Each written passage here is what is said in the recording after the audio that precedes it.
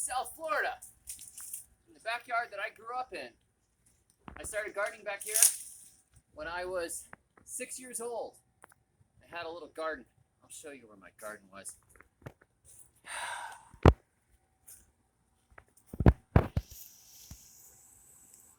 Consumerism.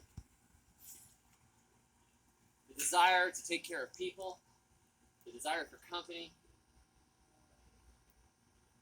This could have been full of cucumbers, but here we are with a little sitting area where family gets together and neighbors and stuff. I don't get it. But anyhow, this is the yard that I grew up in. And I have been doing a little bit of work cleaning up the food forest. This is the Great South Florida Food Forest Project, which is a sporadically tended food forest project. Just put this ice cream banana in here from Spike's Grove in Davie. Drew over there hooked me up with a few trees, and we're going to see him in a second here. But what I've been doing today is going through and chopping stuff down and feeding it to other stuff. This is a Thai avocado variety. They make avocados like this big. Well, they're supposed to. It's a seedling, and it's 8 years old and hasn't done it yet. But one day, this big. And you see back here, look at, in this climate of South Florida, orchids grow right on the trees. So my friend gave my mom an orchid, and here you go, it's just growing right off the tree. Come on back here, I'll show you a few things. Some of you guys were here when I did my tour in spring of last year, before Corona-chan came to visit. I didn't get to do a tour with everybody this year. But this mango tree now is about 10 years old, beautiful. It also has orchids hanging off the side. This is a curry tree right here, Murray Conigii. Smells like curry, it's amazing. He's like a bay. This is a gigantic chaya right here, the Mexican tree spinach. And you come around here, you can see all the destruction I'm making. I didn't want to film this video. Rachel's like, I'll film you. And I'm like, but everything's a mess. And I realized all of my gardens are a mess. So I might as well just bring you all and show you. This is a dwarf ever-bearing mulberry tree, and I just chopped the living daylights out of it. And it will come back, trust me. But it was growing over the fence, it was going crazy, it's all up here and all over the place. Now that's enough of that. So it got chopped down and fed to the never-fruiting avocado, the Thai avocado, with alleged, all right, that's enough. The tree here, people have asked me so many times, like, how can you prune a mulberry? Am I going to kill it if I cut it? No, you're not. Cut it down. Now, the Morris Niagara, some of them, like, you know, they'll cut and they'll bleed a bit, and they have some issues healing and stuff like that. But pretty much, never had any trouble with it. People have complained and told me that they've had trouble with it. No, I just cut them down, and if they die, I just plant another one. I mean, they fruit in like 1 year, so who cares? So through here, I've got some little fruit trees, little bananas. My friend Daniel sent me, I think it's like 8 or 10 little bananas of different varieties. This one I planted before. There's a little baby one I planted over here. And you can see I've been chopping down the Tithonia diversifolias in all this mess. Not much has been happening back here lately. So everything's kind of getting cut, and we need to drop a lot more biomass. You know, our various nitrogen fixing things need to be cut and put down. But here's a little baby banana. There's a couple baby bananas over there. And you can come through this mess. There's stuff here, but it's kind of getting lost in all the, you know, the support species, like Thonias. You know, this is arrowroot. This is a cashew. This cashew was planted like 7 years ago, and my parents kept thinking it was one of the nitrogen fixers or something, or part of the brush, and they chopped it down over and over and over again. So finally we rediscovered it, and it's growing back, and it's fine. All good now. It's going to be great. This is giant 5th Street mulberry over my head here. I may take this one out because it has not made particularly tasty fruit down here in Fort Lauderdale. It's not great. It's so-so. And it takes up a lot of space considering what it's yielding. But this doesn't take up a lot of space. This Carambola tree, Starfruit, and it has been incredibly productive. It's starting to get a little bit of that like ants and black mold stuff going on this year. It's been very wet, but you know, it's still producing tons of edible fruit, so who cares? Another little baby banana right there in the weeds. Suriname cherry right here. This is a little, what is this? My mom just planted this. I keep telling people don't plant citrus, and then I come down and mom says she planted a citrus. But you can't tell your mom what to do. Your mom tells you what to do. This is a pumpkin tangerine, which hopefully the greening doesn't get it. That's like, it's like the citrus Rona. So over here, as I'm renewing and fixing and repairing, I just harvested this cassava right here. Didn't get a lot of roots off it, but hey, we didn't even work at it. We just stuck a stick in the ground. So here's a few pounds of cassava, no carrot cassava. And we just put this Jamaican cherry tree in. This is one of the best little fruits. It tastes like cotton candy and caramel corn. If you can get a Jamaican cherry tree, sometimes it's called strawberry tree, but that'll get confused with Arbutus unido, I think is what it's called. That is a more northern tree. This one is a true tropical tree. So Jamaican cherry, Matingia, I think is the name, and I don't remember the second half of the Latin name. This is a great tree. You should plant one of these. But as you can see, there's a lot of food in here kind of coming and going with very little work. We had a lot of mulberries. There was a ton of mangoes earlier in the year. A ton of starfruit. The starfruit is just a perpetual motion machine. There's a little key lime back here. It keeps making key lime. There's lots of moringa. There's lots of katuk. There's lots of chaya. And then, sure, you might as well follow me to the front yard. Why not? Come on through. Another Suriname cherry right here.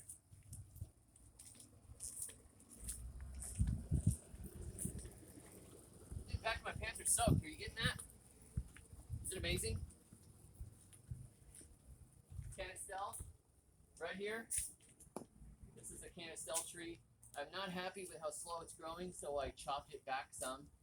I was just getting annoyed at it, and sometimes it just takes being chopped up. This, right here, tamarind. This tamarind tree was like 4 feet tall when I planted it. It's beautiful. It's got tamarind all over it, and they're sweet. These are old. They're last year's tamarind, so they're not great. But let's go this way. Show you right here. This is the Natal plum. Has an edible fruit. Tastes kind of like raspberries. Not bad. The rest of the plant is poisonous, but the fruit's edible. And right here, this is jabuticaba, which was a really itty bitty jabuticaba, and now it's really starting to grow. And I need to prune back around the trunk and let a little light in and get it to fruit, but I'm so happy with this thing. We just have a really good pair of pruners right here that I can fix it with. But I feel like any day now it's going to fruit. And jabuticaba is fantastic. It's a really cool fruit. In here, here's another one of Daniel's bananas. I just stuck it right here in the front because why not? Makes sense. Now, speaking of making sense, check this out. This is purple mambin. This just got stuck in the corner of the yard here, right in the lawn. Purple mambin is a really nice tree. It's also a true tropical, and you could start it from cuttings, but I bought this one from Spikes Grove as well, and that is a good little tree. Really tasty little sweet fruit. If you come around the side here, come on, walk. All right. This Poinciana tree has been here forever. Royal Poinciana. This Acerola cherry, also known as Barbados Cherry or just cherry, it's a tropical species.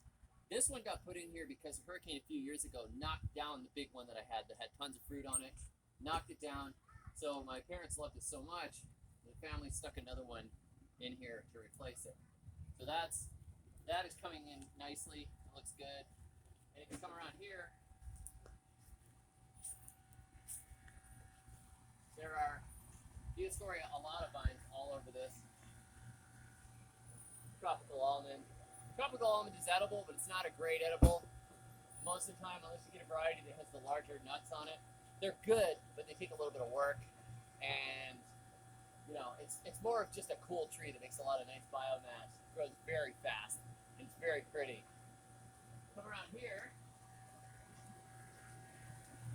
This is a Malabar Chestnut, an accidental Malabar Chestnut. And I've got a baby I've got to go get. So keep filming, just film. So this is the Malabar Chestnut that I'm still filming while he rescues the baby.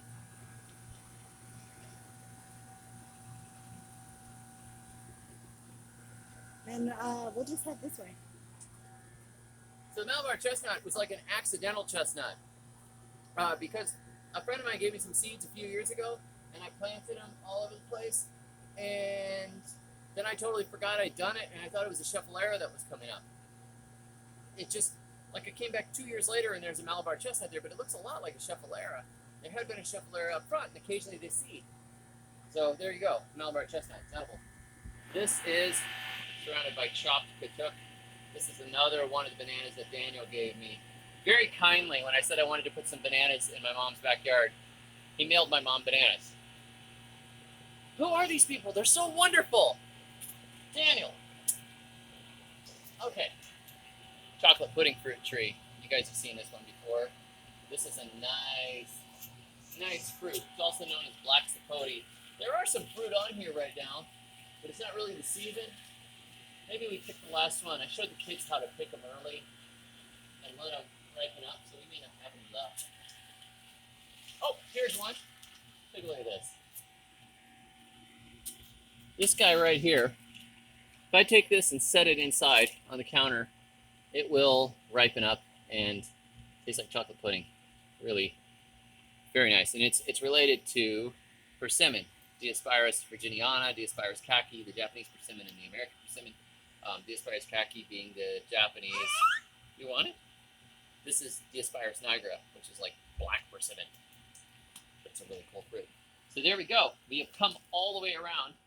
And in this little suburban backyard, they have food for us. And I am chopping the living daylights out of everything right now, letting some light back in, putting the nitrogen fixtures on the ground, planting some more trees. I'm going to put some more cassava back here.